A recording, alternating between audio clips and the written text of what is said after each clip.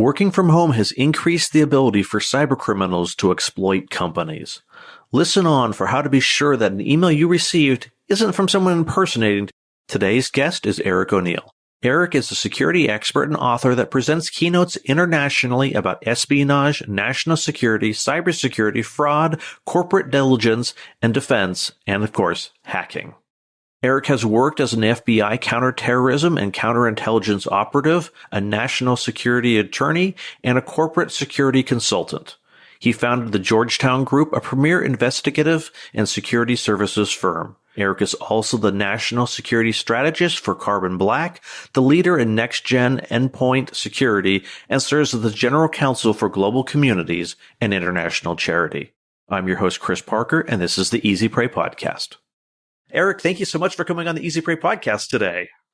Chris, it is my pleasure to be here. I appreciate you having me on. Thank you. Can you give myself and the audience a little bit of background about who you are and how you got involved in the cybersecurity field? Absolutely. I think the beginning, most interesting part about my background is probably my time in the FBI. I was an undercover operative for the FBI. I did counterintelligence and counterterrorism. So counterintel is catching spies, and counterterrorism, that's pretty self-explanatory.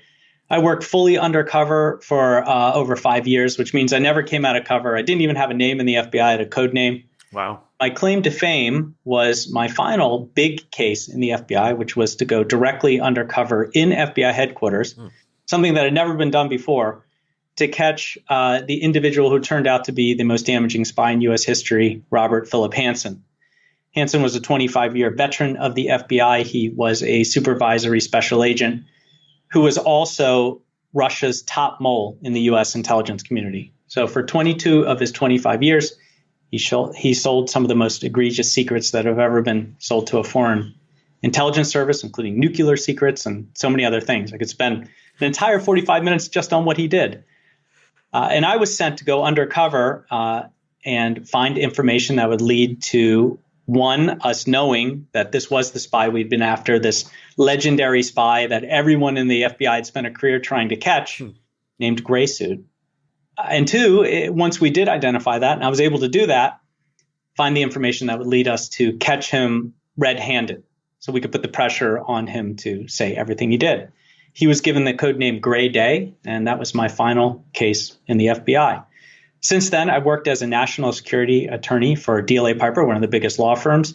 I also serve as a general counsel for Global Communities, one of the big humanitarian charities. That's how I still practice law after getting my law degree. Didn't want to let that go. I run a company called the Georgetown Group, which does investigative services, and I'm the national security strategist for VMware. I'm also a dad and a husband, so I got lots going on. You got lots of titles. My background in cybersecurity really began as somebody who was interested in security and computer systems when computer systems were still new, and you were buying parts and building them yourself. And to get software to work, you were talking to friends in person, right? Before there were even like bulletin boards to figure out how to change little bits of the code. I can remember the first video games I bought when I was a teenager. None of it would run out of the box because the game companies couldn't test what it was going to run on because everyone was building their own systems. And so you would go to the game store and talk to the guy there and learn how to code just so you could fix your game and get it to work. So coding and computers were always interesting to me, and that lent me to, how can you break these things? What kind of interesting things can you do to code to get? And that's sort of what we might have called a hacker back then. Yeah. Not doing anything wrong or illegal, but just interested in not only how software works for security, but how you could maybe make it stronger by learning how to break it. In the FBI, I was going undercover against Robert Hanssen in the information assurance section. So this was built to defend computer systems in the FBI, and they put the biggest spy in U.S. history and our top hacker in the FBI, our top cyber spy, in charge of it. Oh, wow. One, that was to keep him from retiring, but to give him his dream job. But he was an expert at computer systems and certainly was a cyber attacker. He'd been leveraging computer systems and penetrating them for all his time at the FBI in order to steal the information he stole. And I think that it's a little tongue-in-cheek, but it's kind of true. The FBI looked around to find the only guy who knew how to catch a spy and turn on a computer in the FBI, and that happened to be me. So it threw me in the room with them. We kind of shook it up and down and hoped that I came out okay and caught the guy. And since then, cybersecurity has been a passion for me. And for all these years, working as an attorney, working as a national security strategist, as an investigator, I've been deep into cybersecurity and thinking a lot and talking a lot as a public speaker about why we are suffering so many cyber attacks and what we can do to maybe make the world safe from them. So let's talk about that. I know before we started recording, you and I were talking about kind of this massive sea change in the last couple of years because of the pandemic, of people starting to work from home and going to school from home and telemedicine. And while that was definitely not out of the mind that this was something that was going to happen, the pandemic definitely accelerated that to happen in an extremely short period of time. So let's talk a little bit about that transition and then kind of where you see things going forward. Of course. Zoom and Teams have been around for a long time. It's not like they're brand new technologies. But March 11, 2020, when the World Health Organization declared that this illness, this new thing called COVID that had reached the U.S. was a pandemic, everything changed. And so we had individuals who were all working in an office. This is what we did. We got up in the morning, we got our coffee, we put on our clothes, and depending on whether you could dress casual or professional, what profession you were in, but you went to work. A day later, after the WHO announced that this was a pandemic, people were home. Yep. And it was probably one of the most chaotic moments in U.S. history since 9/11. If you think about 9/11, after that event happened, everything changed about how we travel. Yep. And it has never gone back. And now look at this pandemic and what it's done to us for 2 years. You might remember that we all went home with some of us took our laptops, some of us didn't have them. Some of us were working. I know stories about people who are working from their phones or iPads or their grandma's computer that they pulled out of an attic, or there were many people who were driving their cars to park outside of a coffee shop or a store where they could connect to wireless. That was good. Kids sitting in cars and learning, telelearning outside of a Starbucks because their parents could get an internet connection there. It was pure chaos. Yeah. And we weren't ready for it. So we began an on-prem nice situation for most companies where IT organized your computer, set it up, had all of the security installed. You were within your safe environment or somewhat safe. They're never really safe, right? The air quotes safe. Safer. And then suddenly we're in a distributed workforce that no one was ready for. We were going there, but we maybe had 10 to 15 years until we got there. Yeah. And suddenly in a day we were there. And in that distributed force, you had companies who were resistant to adopting the cloud, who were now in the cloud, whether they wanted to or not, because the only way that their employees can communicate, and sometimes globally, was by leveraging the power of the cloud. Now, this introduced vulnerabilities that we are still trying to overcome, and spies and cyber criminals have had a field day. Yeah. If you just look at some of the statistics, I think BBC News looked it up, but globally, since the outbreak of COVID-19, 81% of the global workforce at one point in time was working from home. Wow. Telecommuting. That is incredible. And if you think about the sandbox that we created by changing things without preparing for it, for attackers, that explains some of why we've seen how much cyber attacks have gone up. 4 times as many from 2019 to 2020, for example, in the last couple of years. So when you talk about a massive increase in attacks, what types of attacks have increased significantly? So if you look at the FBI, and look, I'm a big fan of the FBI. Obviously, I come from the FBI, even when they're scrutinized. I do like to say they do a good job. But if you look at the FBI's IC3, the Internet Crime Complaint Center, they've got some great statistics about cybercrime in general. Now, people report pretty much every kind of cybercrime, and it also is underreported. So you can plus up all these numbers. But over the last 5 years, that's 2017 to 2021, and we don't have stats for 2022. We're only halfway through the year. There were 2.75 billion total complaints that were lodged with the FBI for $18.7 billion in losses. I mean, that's a lot. Just last year in 2021, it was 850,000 complaints, which is the highest on record for 6.9 billion in losses. So a good portion of that happened in 1 year. Wow. And it goes up year after year from 2019 to 2020. It went up 69%. And the number one attacks continue to be business email compromise. So traditional espionage in a new technological world, exploiting the fact that people are home and learning to work in a new way. Yeah. And getting them to trust the email that comes across your desk, making you believe through whether it's a text through Teams or Zoom or an email or a text on your phone that this is the CEO, for example, telling you to wire money here or there. But using email as a way to compromise the trust of someone and get them to do something they otherwise wouldn't do. Yeah. Now, here's something that's pretty interesting. Number 3, it's romance fraud. Oh, interesting. Romance fraud is one of the top cyber crimes in the last 2 years. In 2020, it was number 1. And romance fraud is fooling someone into a relationship that they believe is something that it's not, because people were lonely. When we were stuck in our homes, when people were locked down, 2 things happened. The highest incidence of divorce in the United States in history, and the highest incidence of romance fraud. So either you were single and you were miserable, or you were married, and some of the problems that spread themselves out when you were both going to work and were suddenly aggravated when you were together all the time. I mean that's scary. That it's. Those numbers have shifted so much in such a short period of time. So not only has the work from home accelerated, and that the technological change accelerated, yes, all the negative all the negative things associated with that transition are happening probably even faster.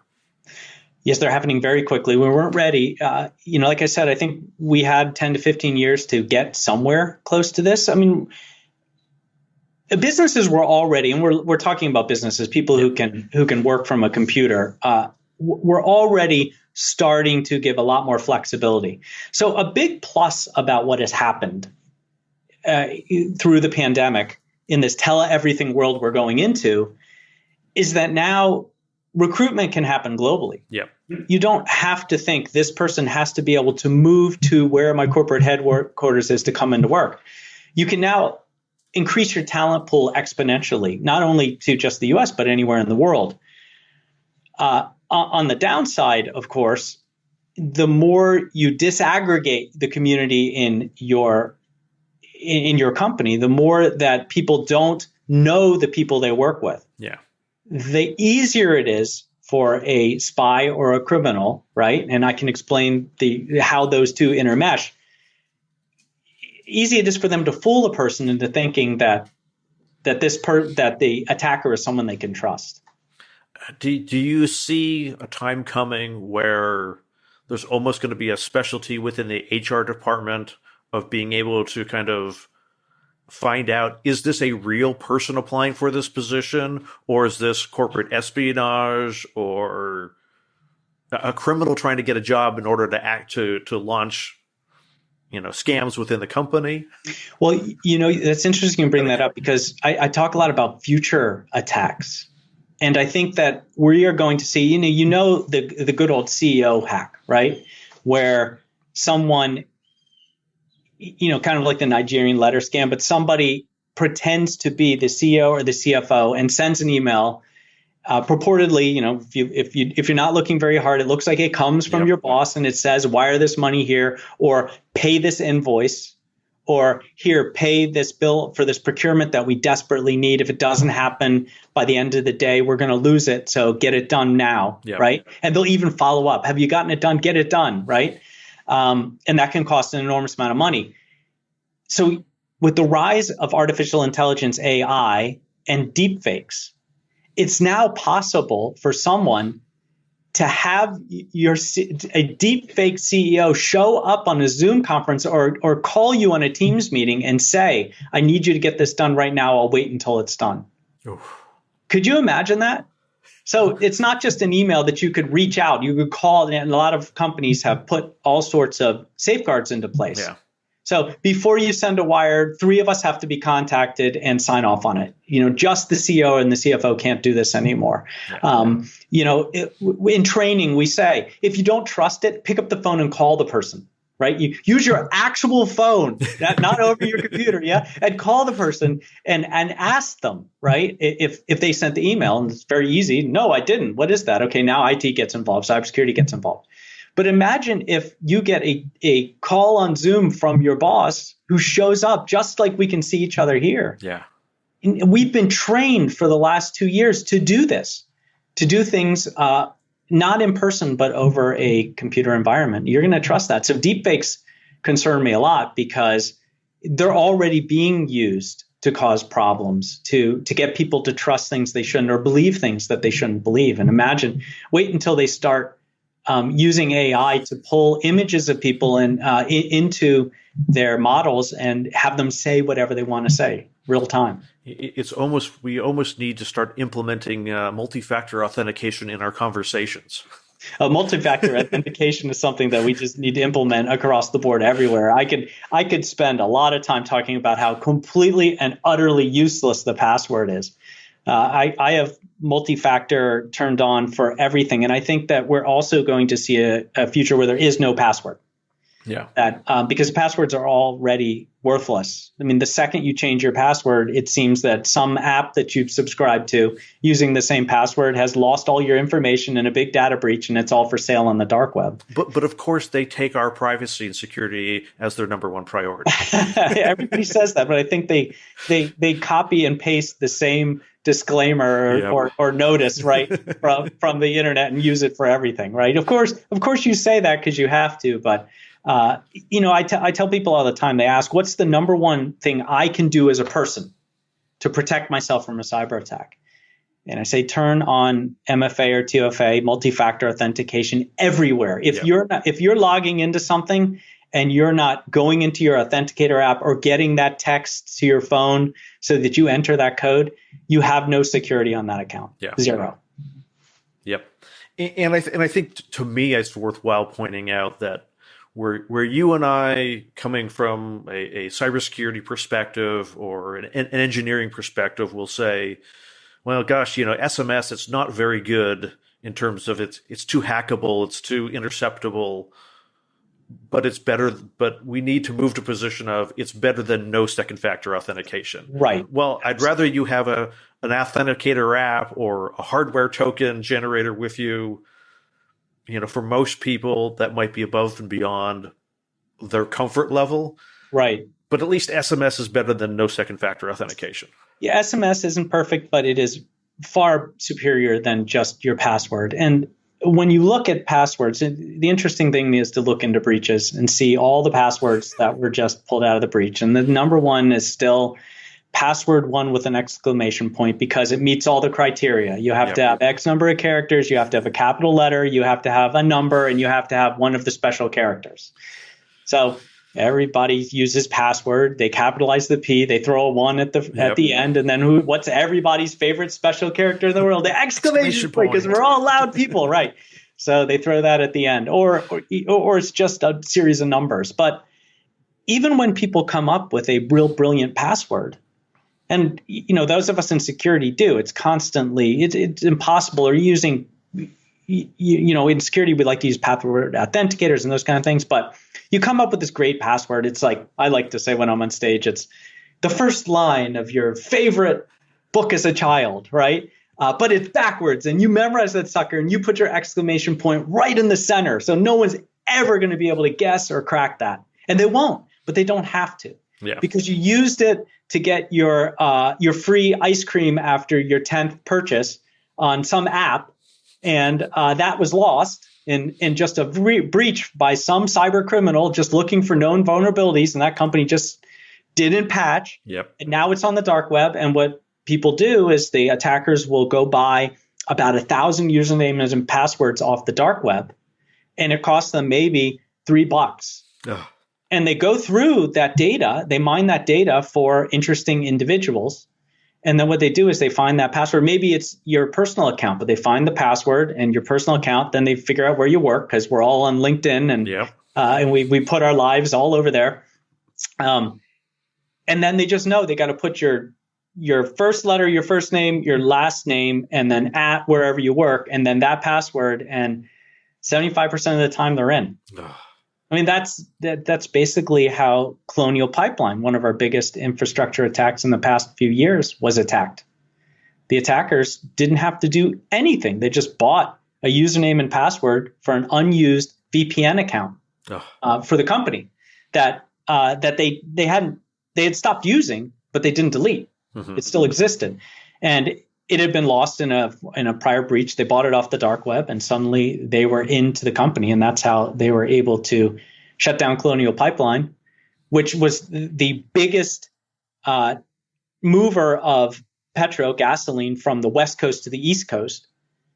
And they were able they didn't get deep into the ops system, but they got far enough that Colonial Pipeline had to shut down everything. Yeah. Because they didn't have the ability to see where they had landed and where they had gone. They had to work under the assumption that because we know someone got in, we have to work under the assumption that they got into everything. Right. Exactly. And you know, one of the critical issues there when it's a ransomware attack, because that's what it was. Attackers who were a Russian crime syndicate were going after, we call them big game hunters, a big company that has a central role in critical infrastructure, to get them to pay a lot of money, right? And they ended up paying a $4.4 million ransom. I think the attackers originally wanted like a $5 million ransom. But the critical thing there, right, is that Colonial Pipeline didn't have in cybersecurity what we call context. So when you're looking at building cybersecurity for your company, for yourself, you have to have context. You have to know where your data is. You have to know all of the different ways you can connect to that data. And you have to also understand, if there is an event, how that data was accessed and where the person has moved through your system. Mm-hmm. And so the best cybersecurity builds all the safeguards so that as soon as an attack happens, you have context into where they landed and where they're now trying to move laterally. Yeah. I mean, we're getting very technical, but in a ransomware attack, it's no good to just get one person in IT's computer locked. All right, we'll isolate that computer, take it out of the and take it out of the environment and fix the problem. You want to take all of them down. Yeah. Yeah.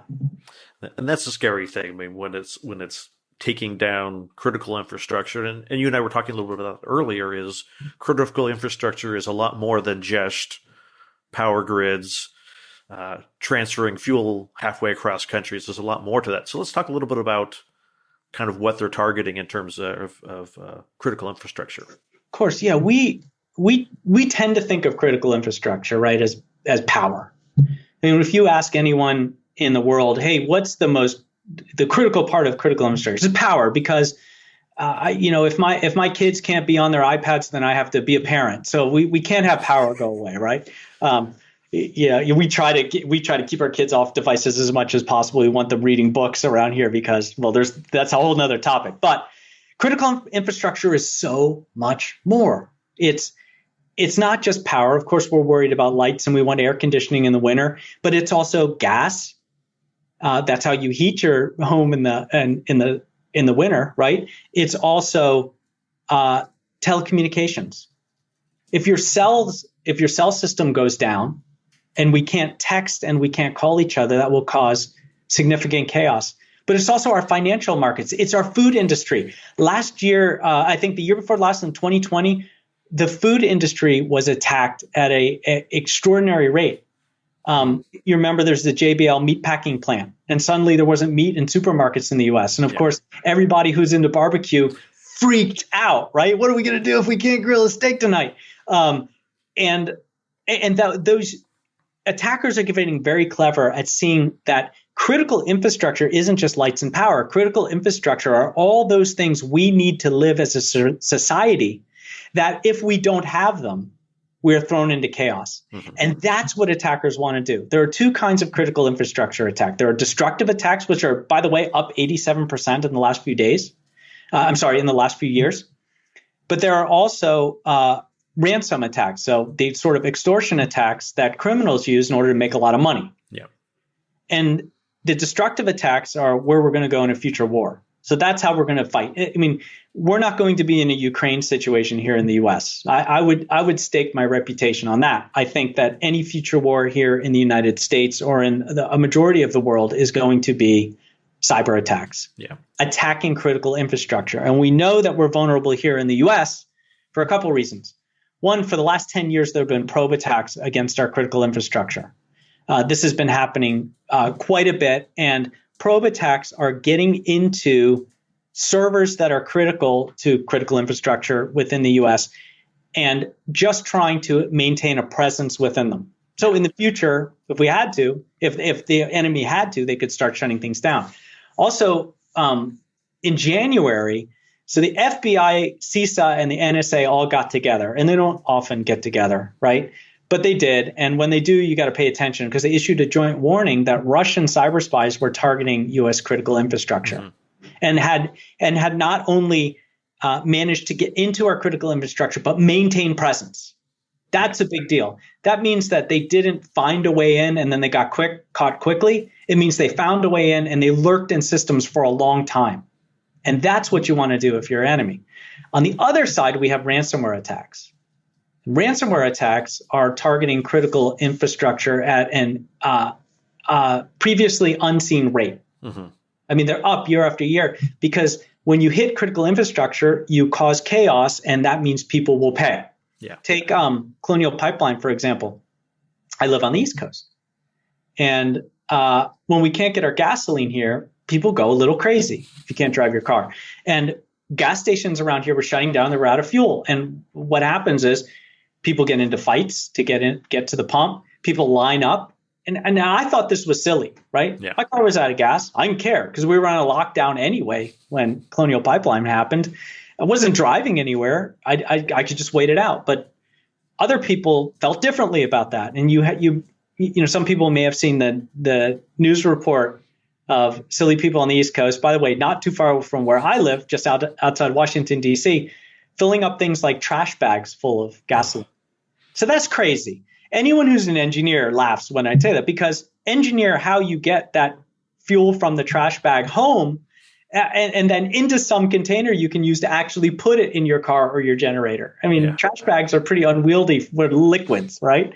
And it's also dangerous. But this is the kind of chaos. So those reports were coming out. There was a huge amount of pressure on Colonial Pipeline from the U.S. government to get back up because it was embarrassing the White House. And there was also this cross-border sniping from the U.S. to Russia and back about, hey, your criminals sitting in your country are attacking our critical infrastructure.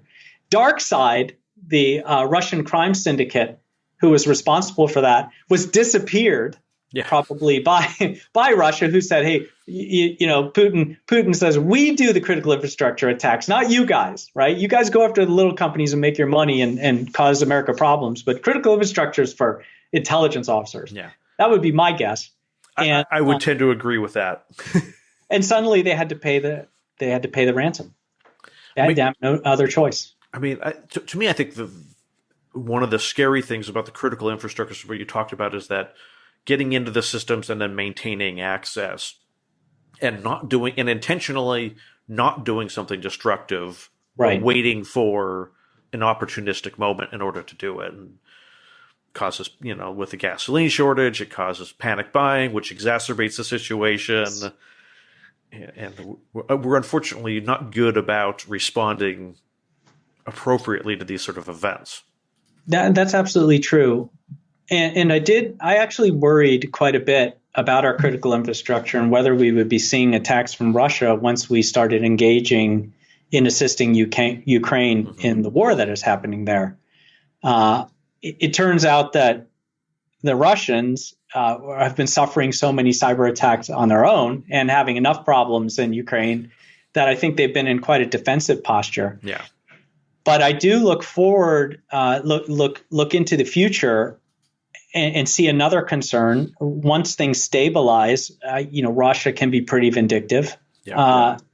And we also have the issue with China, who's been eyeing Taiwan. And I wonder if there could be some precursor attacks against the United States to cause significant disruption here if they were to decide to, we would call it an invasion. They would call it just a, sort of peacekeeping force or something. A special depending operation. on the politics there. Right, special operation. But that's quite possible because it's not just Russia. It's Russia, China, and Iran and North Korea have all been messing around in our critical infrastructure and seeking ways to maintain presence. And none of them really wish us, the best into the future. Yeah. And so, to me, it makes sense that we've got, okay, there's a threat to our critical infrastructure. Corporations have a set of actions that they need to take. What about you and I? Is there anything that we can do to prepare for critical infrastructure? I'm trying to think of the word, events. Well, just to tell you interruptions. How worried I am about it. It is in 2020, even though there was a downturn and money was a little tighter, I went ahead and wife and I had this plan to put solar cells on our roof.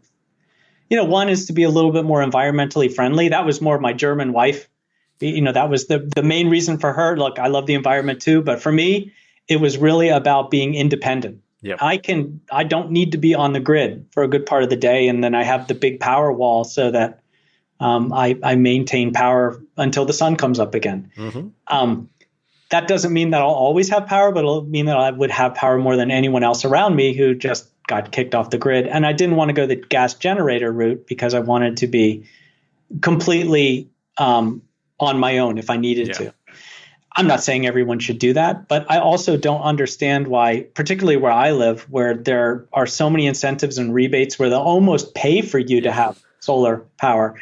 People don't do more of this, especially as I look at my energy bill. It's, I think, 25% of what it was before I installed the thing over, throughout the year. So, the other ways to get ready for it are really just to understand what could happen and be in a position where you're prepared for it. Have water in your home, know what to do in any kind of emergency, but sort of crisis preparedness is good for anyone, no matter where you are. That might be a little bit of my special ops background. Those of us who worked in special ops for years tend to worry more about things like that and prepare for it just because of some of the things we've seen. So we know that it could happen.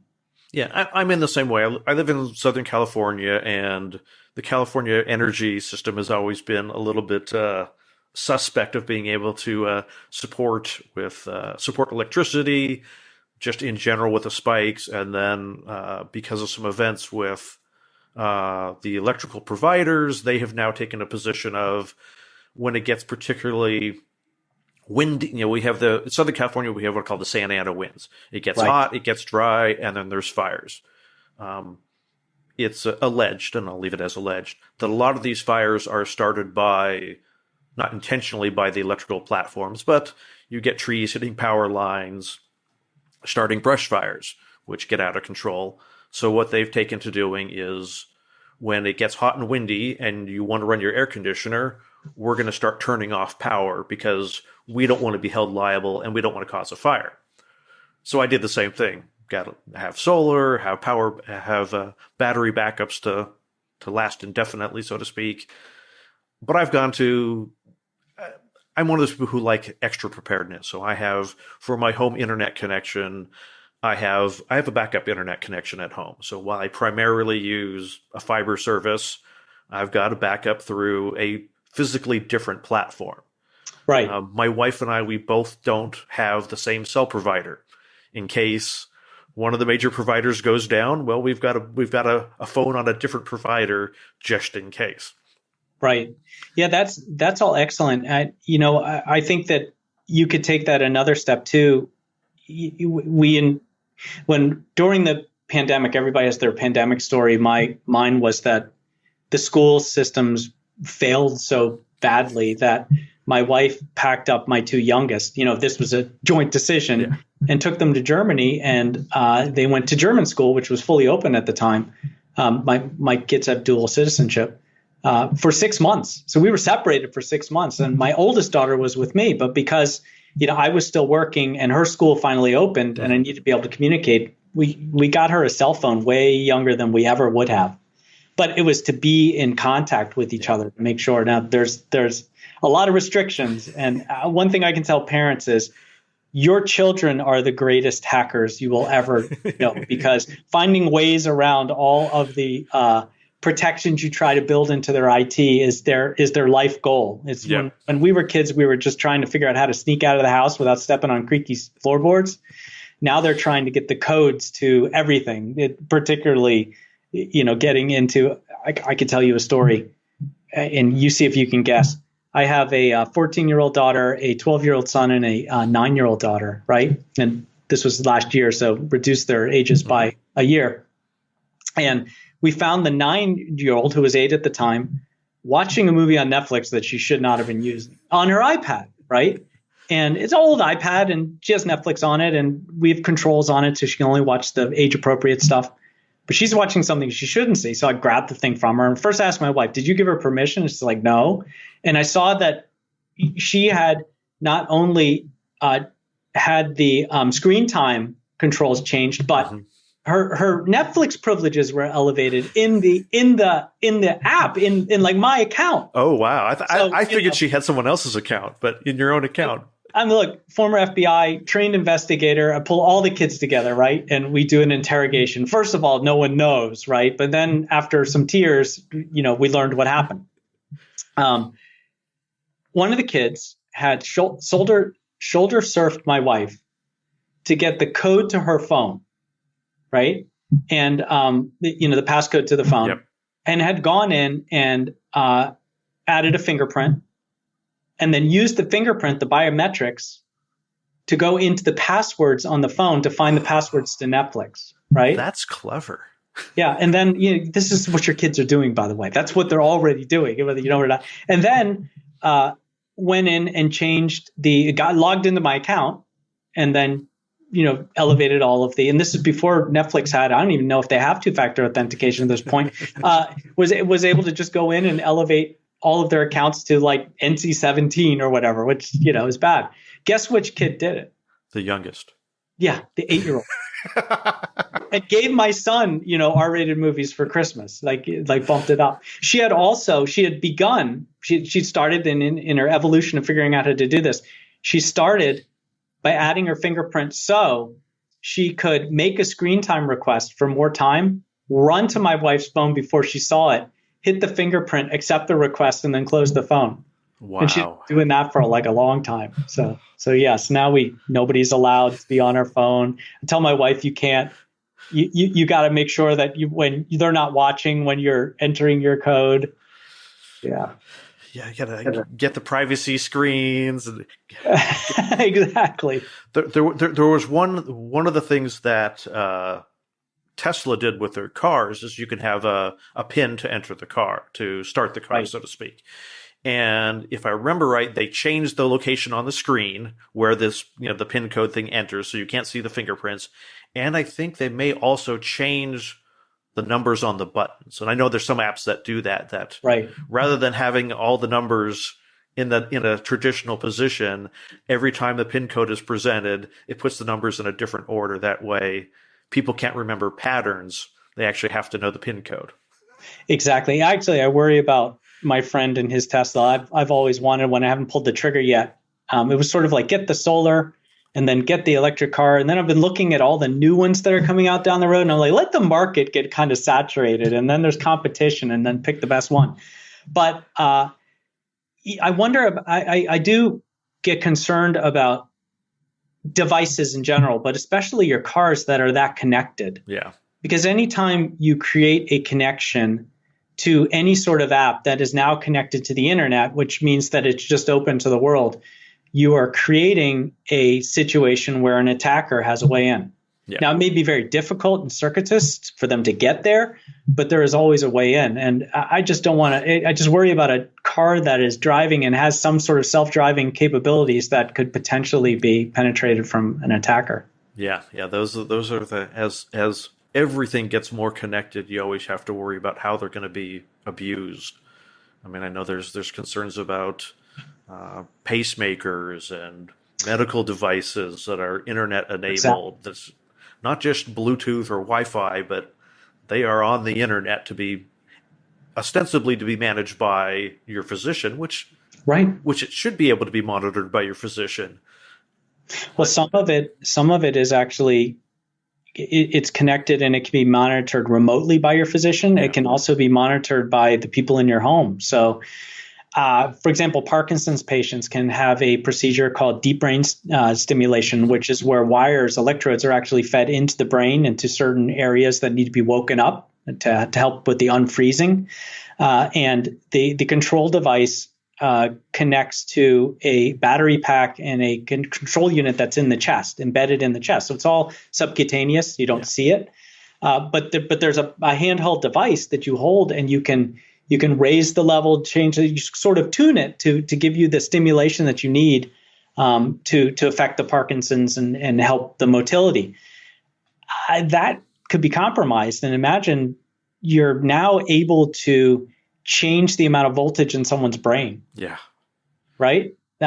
Those sort of things do kind of worry me a little. So now the question is, if you're going to have that installed, that's going to significantly improve your quality of life. But are there now drawbacks because attackers are not the nicest people in the world? They will do terrible things. Imagine if your brain is held in a ransomware attack, and they tell you, we need $1 million, or we'll kill you. Yeah. And you have 5 minutes to pay, or something like that, crazy like that, right? So these are the situations that we're creating for ourselves.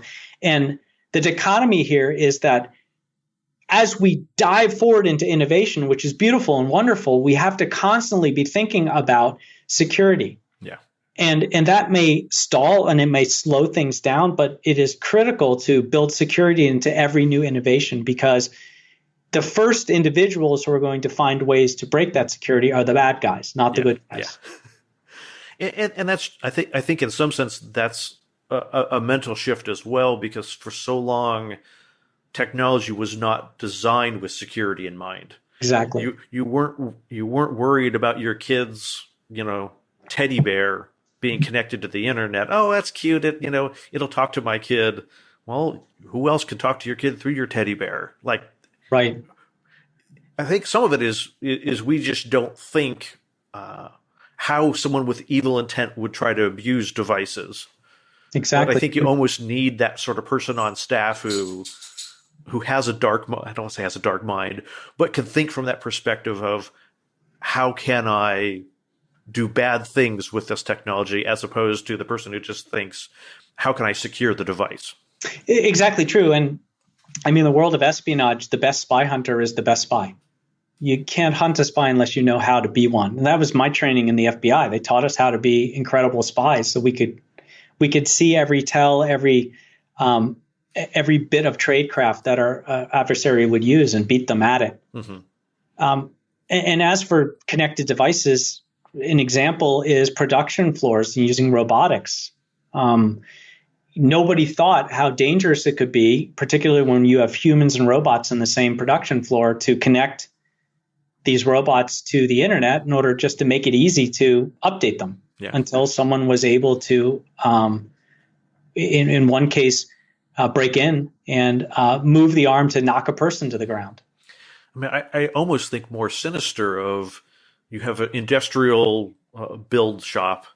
Well, let me modify the arm to create a weakness in the product that nobody knows about. Exactly. Until it's out in the wild and cars are breaking in half or whatever. However this product is used, that for nefarious purposes, someone has introduced a physical flaw into the device. Yes, and so these are things that can happen. Now, I think it's important for us to, there's so much doom and gloom. What's most likely to happen, though, right? In this world of future technology, in this tele-everything world, the same things that happening, because the thing about criminals and cybercrime is what most people have to worry about, because cyber espionage is continually impacting the United States in ways that trickle down to every single person, the entire world, in ways that trickle down to every person, and it will continue. So the cyber war in espionage will continue, where there's defense and there's attacks, and it is never going to end. There's been espionage since the beginning of time. Yeah. I think what the regular person needs to worry about most is cybercrime. The thing about criminals is they're lazy. If they wouldn't be criminals if they wanted to go get a job and work a real job or be entrepreneurial and do some of the things that they're doing in the above board world. They want to leverage attacks that will take the least amount of energy and net the most profit for their time, which they want to spend as little time as possible. So those are the basic things that we can control. 98%, I think 99% of all successful attacks leverage known vulnerabilities and things that we know how to stop and could stop. Things like spear phishing, that email you get that you shouldn't click on the link, but you just trust it. It's done so well. The hundreds that we get a day, the most of them go into your spam filter, are terrible. They're blurry. The English is poor. Obviously, they used a translator and it's terrible. You can see it right away. And some of them are really good. I mean, the training is don't click on links ever. Just don't do it. Known vulnerabilities are one of the number one ways that businesses and corporations are attacked, because there's a known vulnerability. It's announced by the company who's identified the vulnerability. Microsoft does this routinely. Everyone does.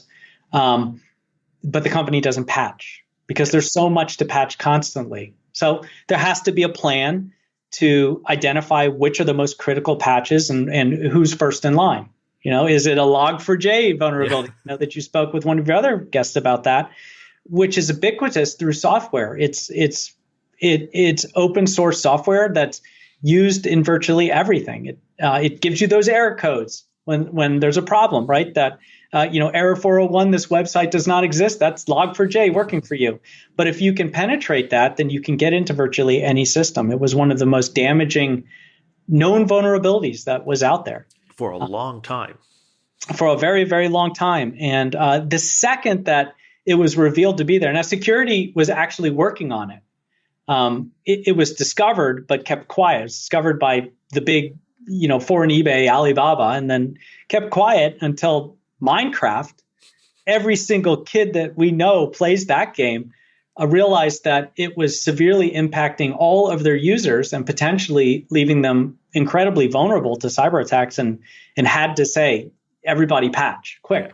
The second that happened, cyber criminals launched attacks mercilessly everywhere on every single source using it that they could think of. Big companies, small, medium businesses, individuals, everyone was getting attacked.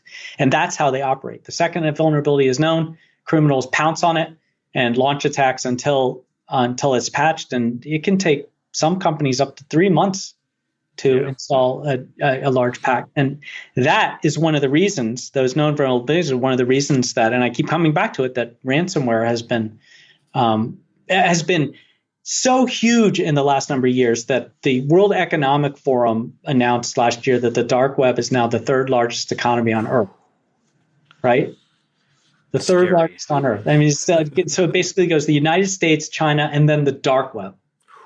That's disturbing. It is, and that is, the dark web has no brick and mortar stores. It owns no land. It exists fully in cyberspace. Yeah, no physical. Well, I guess technically there's a little bit of physical presence, but not in the way that most people think of it. Yes, bits and pieces of servers all over the world. Yeah, there are servers somewhere, but and it's distributed and redundant and moves, and law enforcement's on there just as much as criminals, and it just still can't be stopped. Oh, we'll end this episode on that absolutely disturbing note. So I know, obviously, people can read your book, Gray Day, and can be found everywhere that you can find books, and we'll link to that. Are there any other resources that you're providing or you want people to go to? Sure. Well, if anyone has a question for me, I usually am pretty good about responding to DMs on Twitter. I'm at EONEILL. And you can also check out my website, www.ericoneal.net, if you want to learn more about me or what I'm doing or where I'm going to be speaking next. Awesome. Eric, thank you so much for coming on the Easy Prey podcast today. Chris, thank you for having me. It's been a pleasure. Thank you for listening to this episode of the Easy Prey podcast. If you found something in this episode interesting, please leave a review at easyprey.com/review. Notes and a transcript of this episode with Eric O'Neill can be found at easyprey.com/125.